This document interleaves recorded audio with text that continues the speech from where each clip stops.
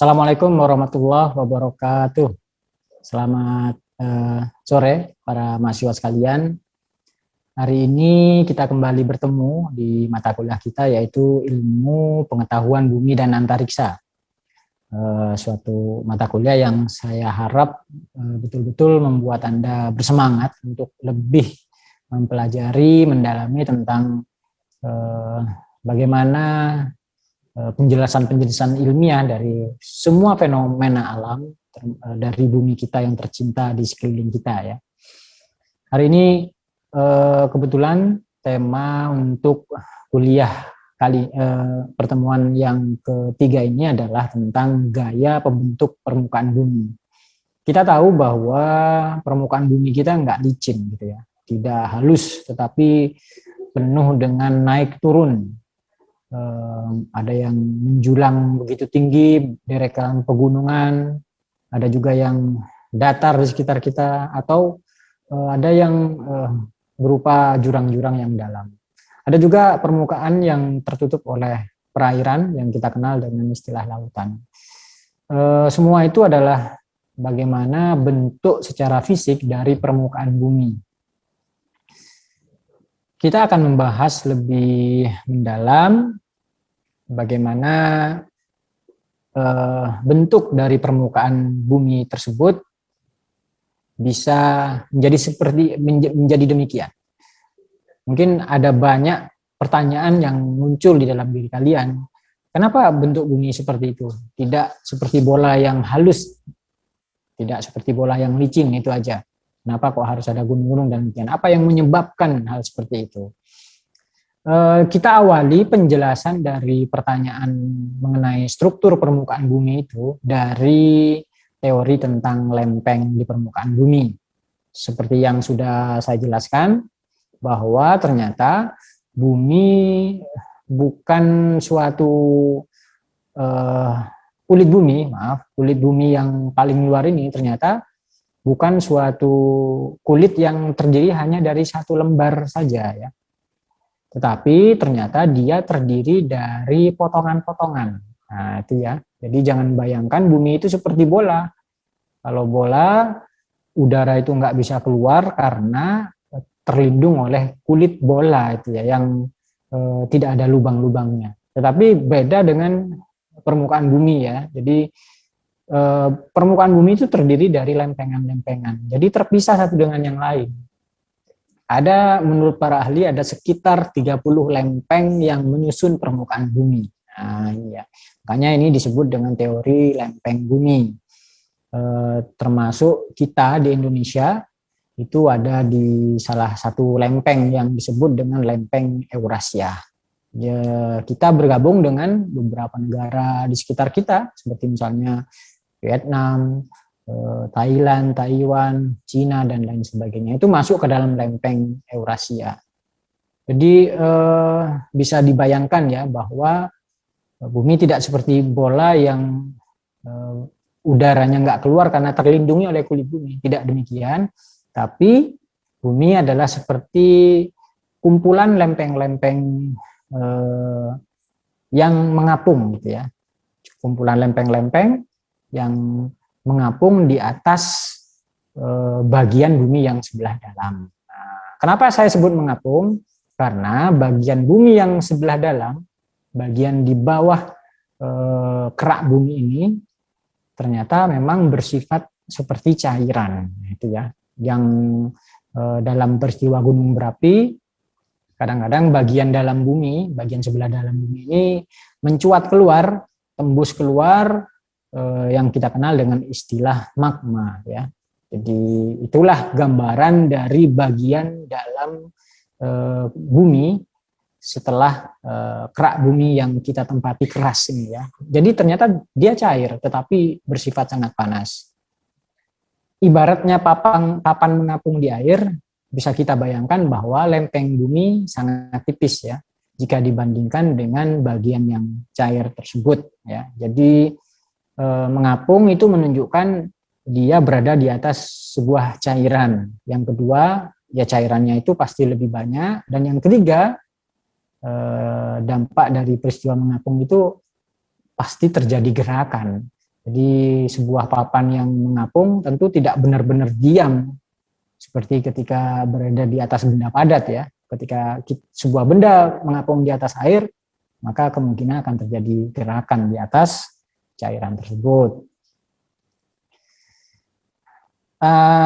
Kita perlu bahas terlebih dahulu. Berarti di bawah kerak bumi yang kita tempati ini, di bawah bagian bumi yang keras ini, itu ternyata ada bagian bumi yang bersifat cairan yang ketebalannya jauh lebih tebal daripada kerak bumi. Nah, menurut para ahli geologi, fisika, bumi dapat dibagi menjadi 4 lapisan utama ya.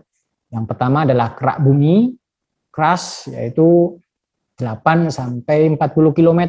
Jadi jika kalian berjalan sejauh 40 km, maka itulah kira-kira kedalaman dari kerak bumi kita. Ya tentu saja sulit untuk mendapatkan kedalaman seperti itu ya.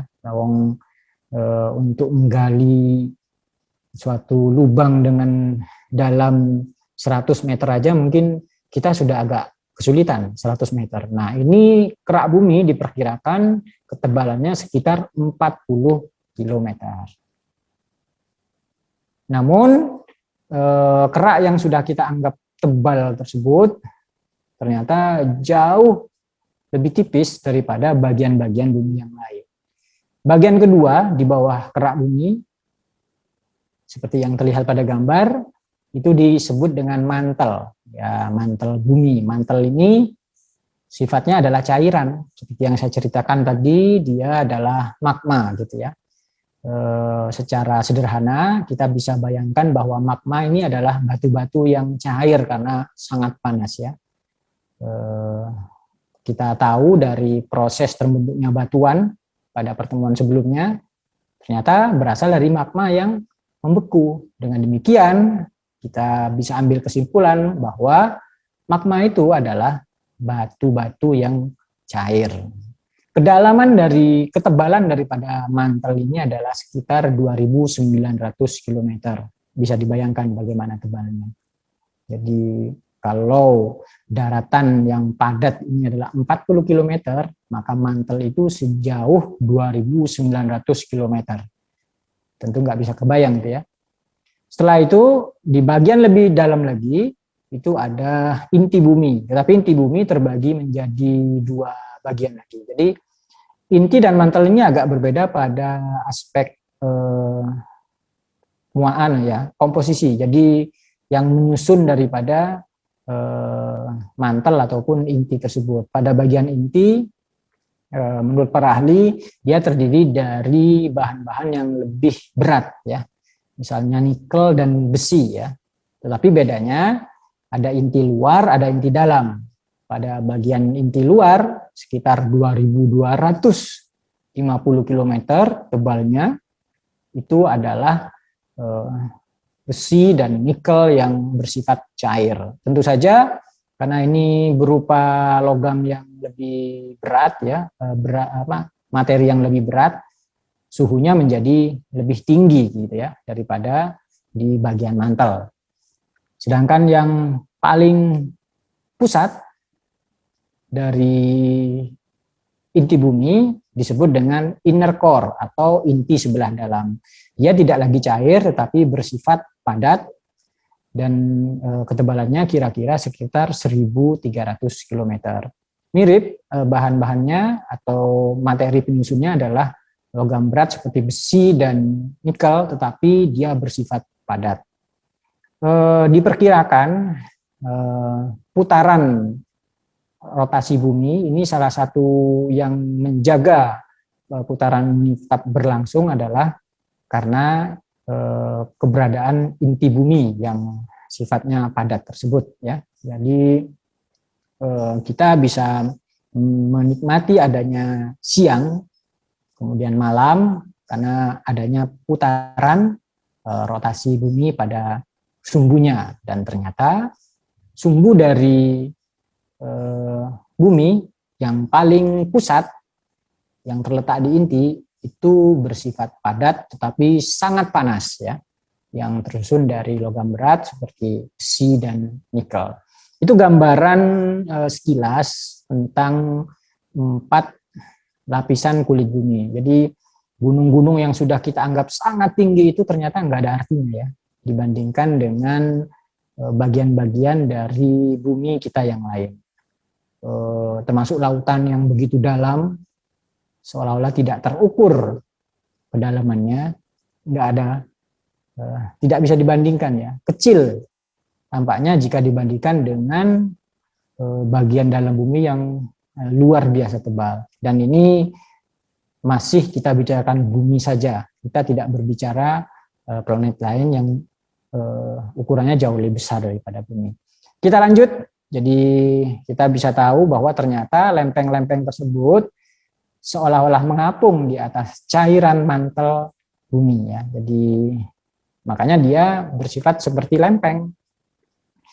Berdasarkan kajian geologis, lempeng-lempeng permukaan bumi mengalami pergerakan. Jadi melalui dokumentasi alat-alat tertentu, para ahli akhirnya bisa membuktikan bahwa daratan tersebut, daratan di setiap permukaan bumi, pada benua-benua yang menyusun bumi saat ini ternyata mengalami pergeseran, kira-kira 2 cm per tahun. Kecil sekali ya, 2 cm. 2 cm itu ya sekitar segini ya, setahun. Tapi bayangkan kalau kita berbicara pada usia bumi yang bisa hampir miliaran ya, jadi jutaan tahun. Akibatnya kan pergeserannya menjadi sangat jauh. Ya, oleh karena itu akhirnya melalui penelitian-penelitian berbagai komposisi batuan, kemudian fauna dan satwa yang ada, akhirnya para ahli bisa membuat gambaran bahwa sekitar 300 juta tahun yang lalu, itu benua-benua yang terpisah saat ini dulu sempat menjadi satu, yang disebut dengan benua raksasa atau Pangea, gitu ya. Jadi ada suatu benua raksasa Pangea yang dulu sekitar 300 juta tahun yang lalu itu merupakan kumpulan dari lempeng-lempeng benua saat ini. Sebelum akhirnya karena memang sifat lempeng bumi yang selalu bergeser, akhirnya itu terpisah menjadi 5 benua yang berbeda saat ini. Sungguh mengagumkan. Jadi bagaimana ternyata ilmu pengetahuan bisa membuat kita menikmati keagungan Allah di permukaan bumi ini.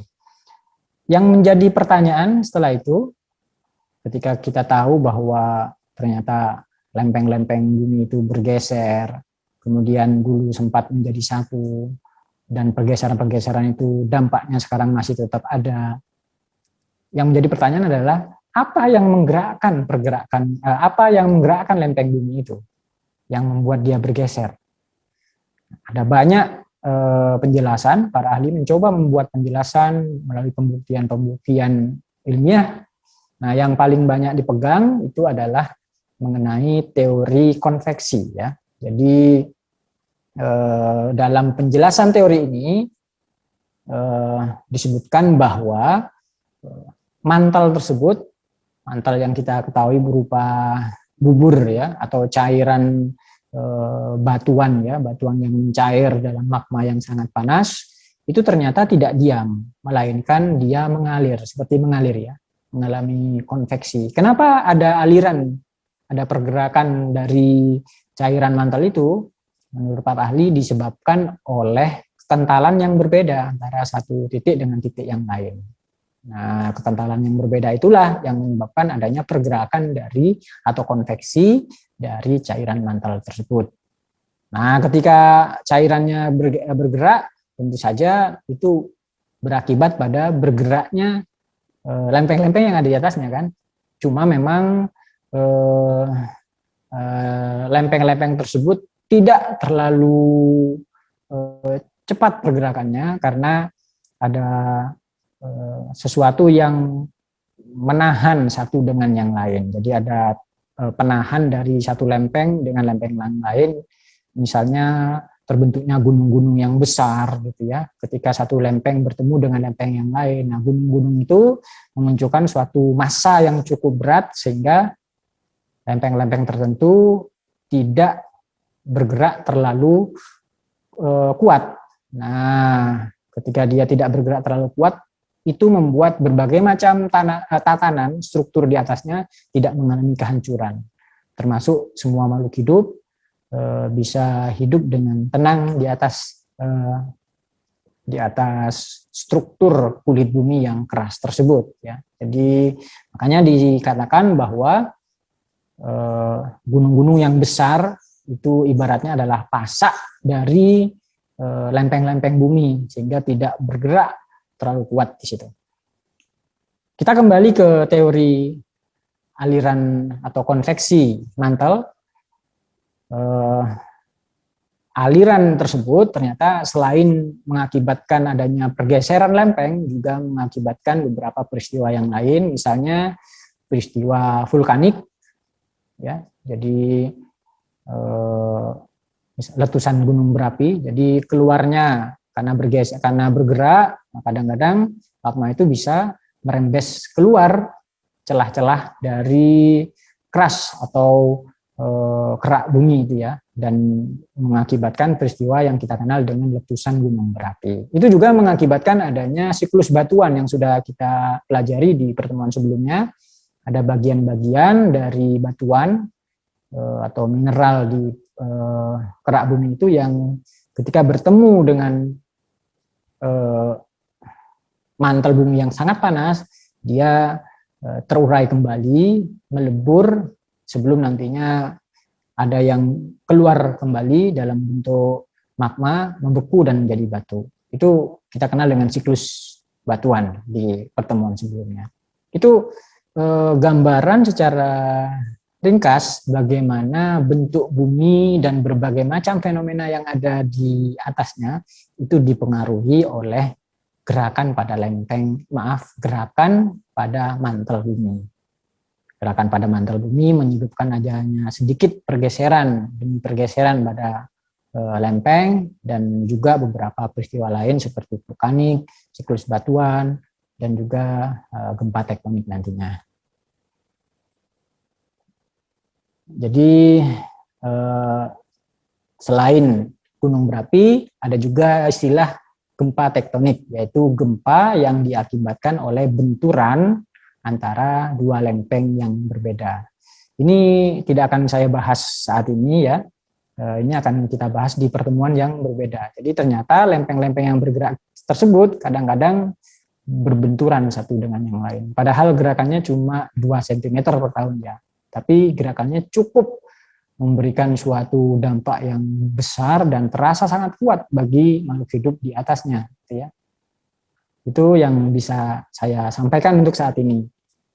Mudah-mudahan berbagai macam keagungan yang sudah kita nikmati dalam kehidupan sehari-hari ini membuat kita semakin kuat rasa iman kita kepada Allah Subhanahu wa taala sebagai pencipta dari bumi dan juga seisi alam semesta yang begitu sempurna ini. Terima kasih atas perhatiannya. Setelah ini kita akan buka sesi tanya jawab. Saya persilakan jika ada yang mau bertanya, mungkin bisa saya jawab dengan jawaban-jawaban yang memuaskan. Mohon maaf apabila ada kesalahan. Assalamualaikum warahmatullahi wabarakatuh.